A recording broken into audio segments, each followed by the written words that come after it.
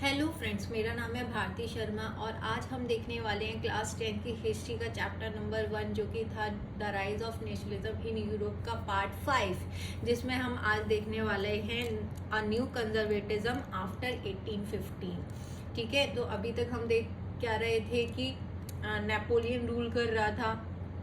ठीक है, तो नेपोलियन के बाद क्या होता है 1815 में फिर से क्या आ जाता है, कंजर्वेटिव आ जाता है। और कंजर्वेटिव लोग कौन थे, मोनार्की। ठीक है, तो चलो स्टार्ट करते हैं। Following the defeat of Napoleon in 1815 European government were driven by a spirit of conservatism. तो जैसे ही नेपोलियन हार जाता है, ठीक है, जैसे ही वो हार जाता है वॉर में, और कब हारता है नेपोलियन 1815 में, तो जैसे ही वो हार जाता है फ्रांस में फिर से क्या आ जाता है, कंजर्वेटिज्म आ जाता है। और कंजर्वेटिज्म फॉलो करने वाले कौन लोग थे, कंजर्वेटिव्स थे, मतलब जो राजा को फॉलो करते थे, जो मोनार्की को फॉलो करते हैं, उनका रूल फिर से वापस आ जाता है। क्लियर।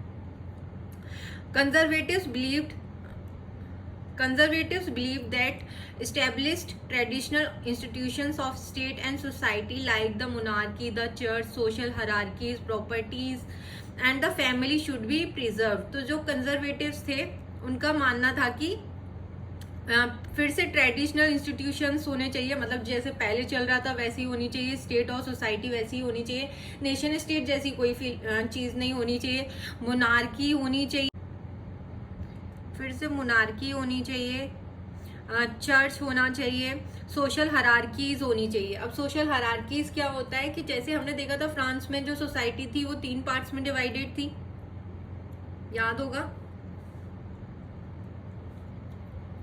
जो सोसाइटी थी फ्रांस में वो 3 पार्ट्स में डिवाइडेड थी, फर्स्ट स्टेट, सेकंड स्टेट। तो जो सोसाइटी थी फ्रांस में वो कितने पार्ट्स में डिवाइडेड थी, वो 3 पार्ट्स में डिवाइडेड थी, जो हम 9 से पढ़ते आ रहे हैं। फर्स्ट स्टेट था पहला, तो फिर था सेकंड स्टेट, थर्ड स्टेट। ठीक है, अब यहाँ पे क्या वो बात कर रहे थे कि फर्स्ट और सेकंड स्टेट में कौन आते थे, पहले में तो आते थे क्लर्जी जो थे, ठीक है, चर्च वगैरह, और यहाँ पे आते थे राजा है, अरिस्टोक्रेट्स हैं, अमीर लोग हैं, वो सब आते थे, राजा के रिश्तेदार। और थर्ड में कौन आते थे, कॉमन लोग, कॉमन लोग आते थे। क्लियर, क्लियर है। तो फर्स्ट और सेकंड, तो उन्होंने बोला कि जैसे ही नेपोलियन हार जाता है तो फिर से अब कौन आ जाना चाहिए, फिर से कंजर्वेटिज्म आ गया, मतलब फिर से वही लोग आ गए जो पहले रूल कर रहे थे, जो चाहते थे कि राजा का ही रूल रहे, वो फिर से आ गए सत्ता में। और उन्होंने बोला कि ये जो फिर से स्टेट के वही इंस्टीट्यूशंस होने चाहिए, चर्चेस होने चाहिए, सोशल हायरार्कीज होनी चाहिए, मतलब फर्स्ट सेकंड थर्ड स्टेट फिर से होनी चाहिए, property and the family should be preserve. तो जो आपकी प्रॉपर्टी है ना, मतलब जो राजा के पास थी, तो मोस्टली प्रॉपर्टीज किसके पास थी, फर्स्ट और सेकंड स्टेट के पास थी, तो वो सारा सिस्टम फिर से आ जाना चाहिए। और फैमिली शुड बी प्रिजर्व, मतलब पहले राजा है, फिर राजा का बेटा राजा बनेगा, फिर उसका बेटा राजा बनेगा, तो इस सिस्टम को वो फॉलो कर रहे थे। Most conservatives, however, did not propose a return to the society of pre-revolutionary days. लेकिन most of the conservatives ऐसा सोचते थे कि हमें फिर से प्री रेवोल्यूशन, मतलब रेवोल्यूशन से पहले के जो डेज है ना, उनमें वापस नहीं जाना चाहिए, मतलब वो वाला सिस्टम हमें अडॉप्ट नहीं करना चाहिए, ये चीज वो समझ रहे थे। Rather, they realized from the changes initiated by Napoleon that modernization could in fact strengthen traditional institutions like the monarchy। तो उन्होंने बोला कि जो चेंजेस किए थे ना नेपोलियन ने, जो चेंजेस किए थे, मॉडर्नाइजेशन किया था, उससे जो ट्रेडिशनल इंस्टीट्यूशंस हैं, जो हमारा सिस्टम है मोनार्की का, वो और ज़्यादा स्ट्रॉन्ग हो गया है, तो हमें उसे एक्सेप्ट करना चाहिए। Clear. It could make state power more effective and strong, और इसके थ्रू आप स्टेट को क्या बना सकते हैं, और ज़्यादा इफेक्टिव और स्ट्रॉन्ग बना सकते हैं। क्लियर, स्टेट को क्या बना सकते हैं, और ज़्यादा पावरफुल बना सकते हैं भाई।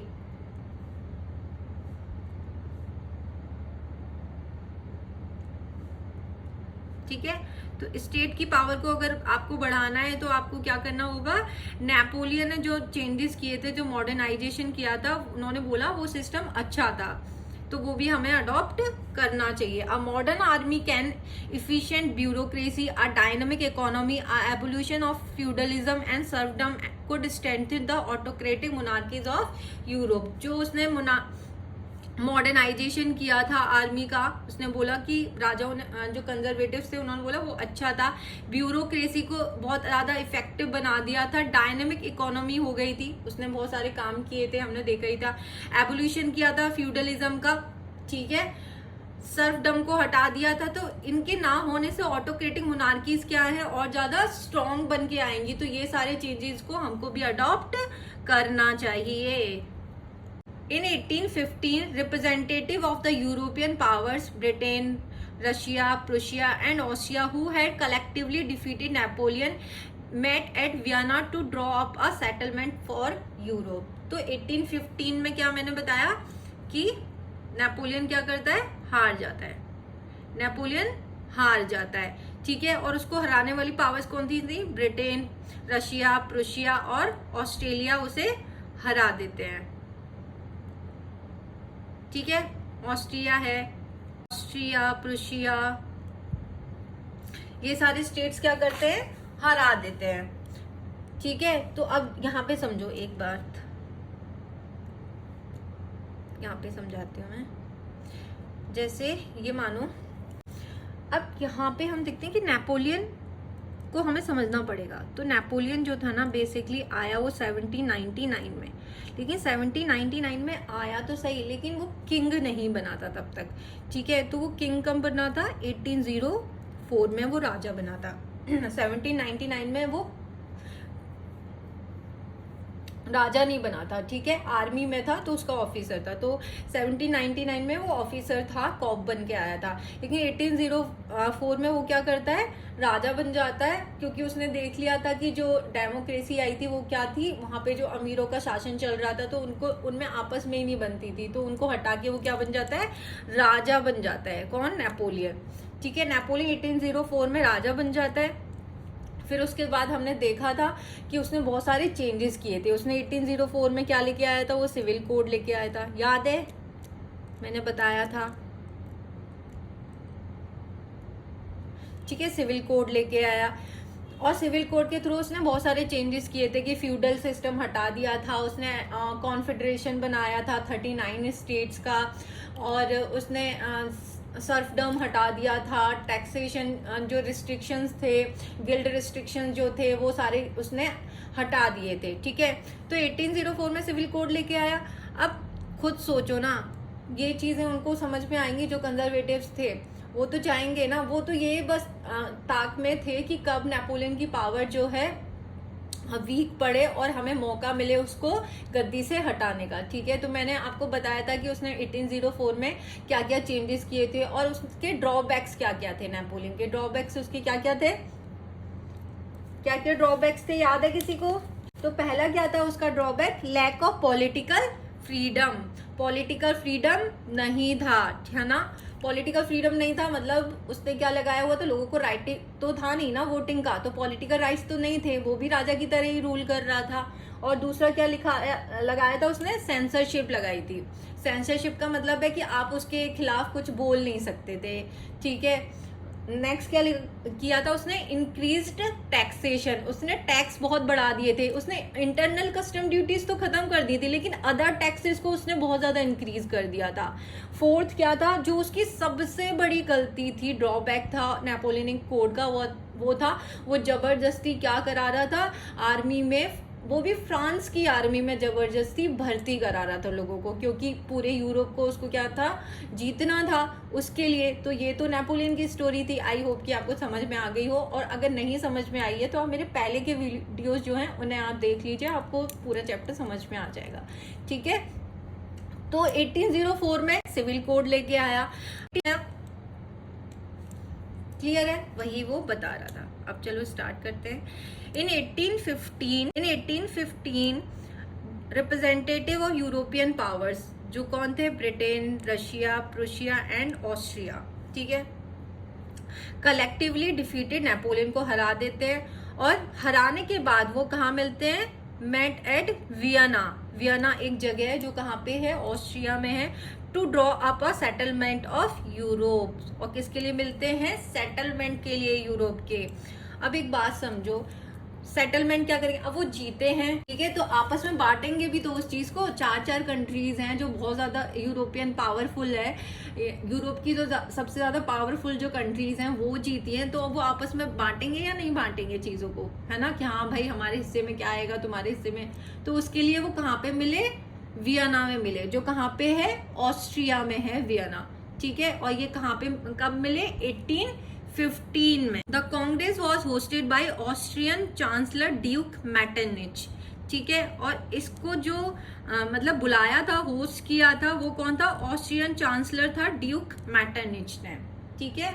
तो वियना में जो मीटिंग बुलाई गई थी, तो वो किसने बुलाई थी, ऑस्ट्रियन चांसलर था ड्यूक मैटरनिच ने उसको बुलाया था। The delegates draw up the treaty of Vienna, और इन सब ने क्या किया, आपस में कौन सी ट्रीटी साइन की, ट्रीटी ऑफ वियना ऑफ 1815, जो कब साइन हुई, 1815 में। With the object of undoing most of the changes that had come about in Europe during the Napoleonic Wars, ठीक है।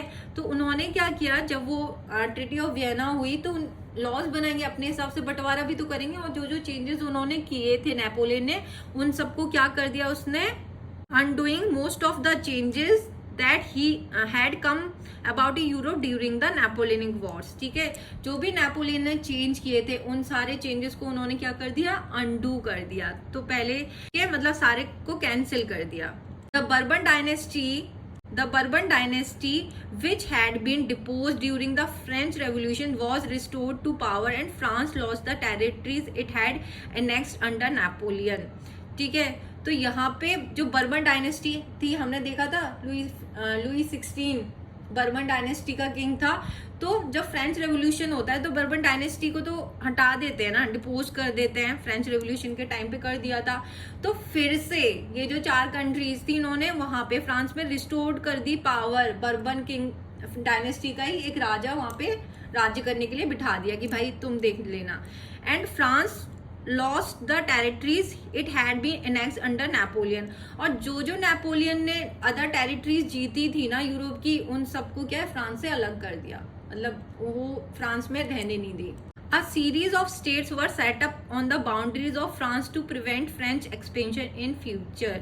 तो a series of states were set up कर दी boundaries of France की boundary पे क्या है, बहुत सारी स्टेट्स ना सेटअप कर दी, टू प्रिवेंट फ्रेंच एक्सपेंशन, ताकि फ्रांस ना आगे चल के फ्यूचर में कभी भी अपने आप को एक्सपेंशन ना कर पाए, एक्सपेंड ना कर पाए, बढ़ा ना पाए। क्लियर।